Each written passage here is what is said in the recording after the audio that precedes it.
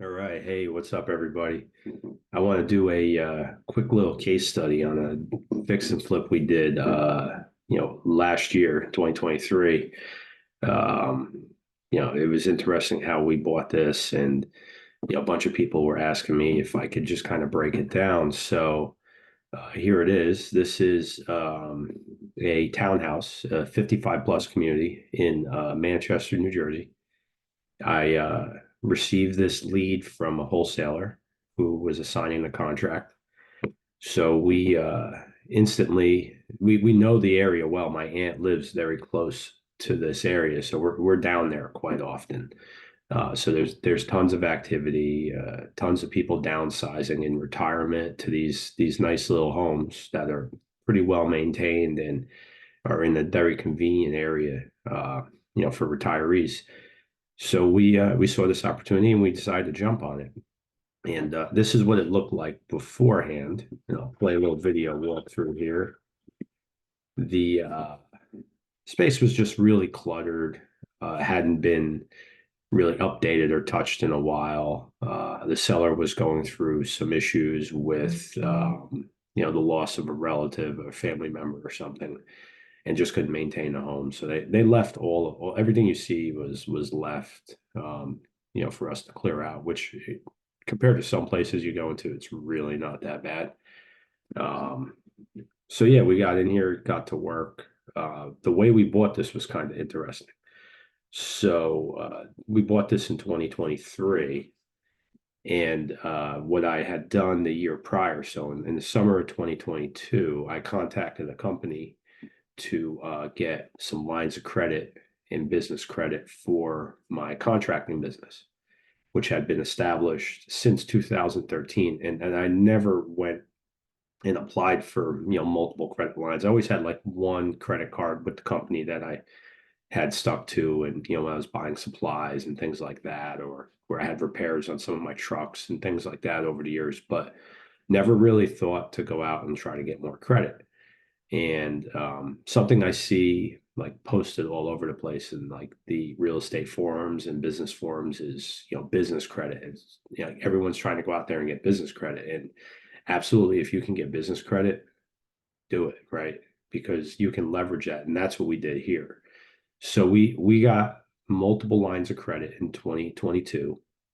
We still had a lot of zero APR and balance transfers going into 2023. So in February of 2023, we saw this property. We're like, hey, let's just take this down. So we did was we got a preliminary HUD from title and uploaded that HUD into an app called Plastic. It's PLASTIQ. And we had to connect, all of our cards and credit lines to that app prior, when we set up the account.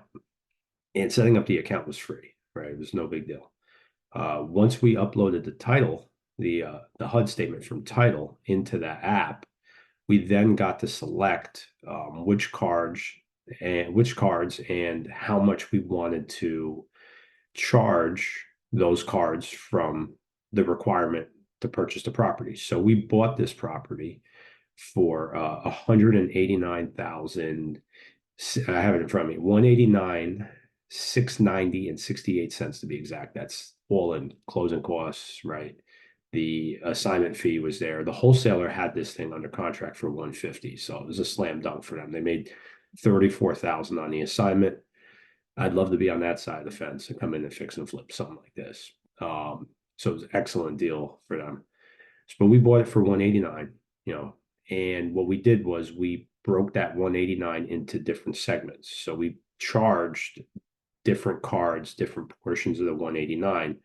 And then what Plastic does is Plastic wires the money from their account to the title's escrow account. And then title, once they receive all the funds, can then proceed and close. We did use, I think, about $40,000 of cash that we had in another account, a business account. But otherwise, it was all credit lines and credit cards that we had built. We ended up rehabbing this property. Our rehab, I have that in front of me as well. I'm well prepared for this video. $29,599.78 to be exact. That's floors. We remodeled the bathrooms, new fixtures, paint, replaced a couple of the damaged doors, new door handles. Very cosmetic, kept it light here. Did put a new kitchen in, countertops and appliances. And we did that in a matter of about 6 weeks. Ultimately, we ended up selling this property for $274,000. After our selling cost, there was a $35,000 profit, which is not bad, right? We're 10% plus of like the net sale price. Like we're in the green here. Like this looks good. My wife was a listing agent, so we made some commissions on the back end as well when we sold it. So this was a good deal for us. When we play the finish, we didn't overdo it, which again, depending on the market, you don't necessarily want to go crazy. But yeah, we redid the floors, carpeting, paint, new fixtures, new outlets, new grills, new toilet, vanity, right? Very cosmetic. We redid the floors. The floors were not tile. That's actually a water resistant tile that snaps together. So it's not like a glue down or a ceramic or a porcelain. Really easy to install in the bathrooms. It comes out clean. It's really easy to maintain and keep clean. It's not slippery at all, which is fantastic, especially in a 55 plus community. New fixtures. We add hi-hats, made it nice and bright and clean looking. We did have to add door handles on the cabinets. That was one of the buyer's requests. So that we don't see that here, but I had to run down there with a drill and a drill bit and a template and just knock it out. That was nothing. Good sale. But the power of using these credit lines, right? We used very little of our own money to come into this deal. We didn't have to go get hard money. There was no appraisals. Very little other than just, hey, can you come up with the cash for close? That process, honestly, it took us like 2 weeks, right? Once we had signed the assignment contract, we sent the EMD in. That was it, right? It was all right. How soon can we clear title and get some of the logistics cleared away with the HOA? Because again, we're not 55, so they do want to know like what's your intended use, right? So we had to kind of contact the board and say, hey, we're actually just going to rehab this property and flip it. One of the big benefits that I don't see too many people talking about, being that this was considered a condo. And people that flip properties frequently can relate to this. The insurance, you got to get builder's risk insurance. You're using hard money, right? Could be $2,000, $3,000, $4,000, right? Depending on the property type, right? Depending on the remodel, there's all sorts of factors. The insurance for us to flip this property, I think, was sub $500. I want to say it was like 400 and change. So, I mean, it's a far cry from having to pay a few $1,000s for builder's risk insurance because the insurance company is not concerned with the exterior of the property. It's really just an interior job, right? The HOA and the fees pay for the outside. They pay for the shingles on the roof. They pay for the siding, the landscaping, the driveways, the snow removal, etc. Like all of those things we're not responsible for. So, there were some benefits, right? And this was the first townhouse that we had flipped, so that was quite the surprise to us that the insurance was very low.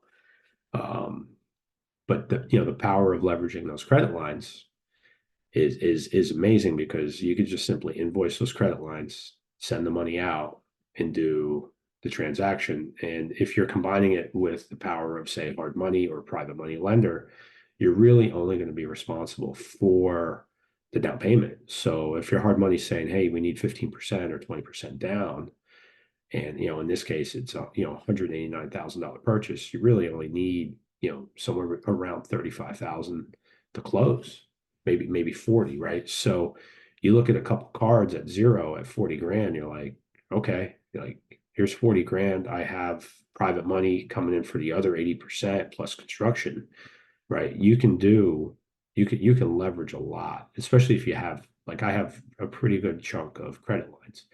So, again, responsibility, right? We have to make sure that we're not paying 25, 30% interest on these cards.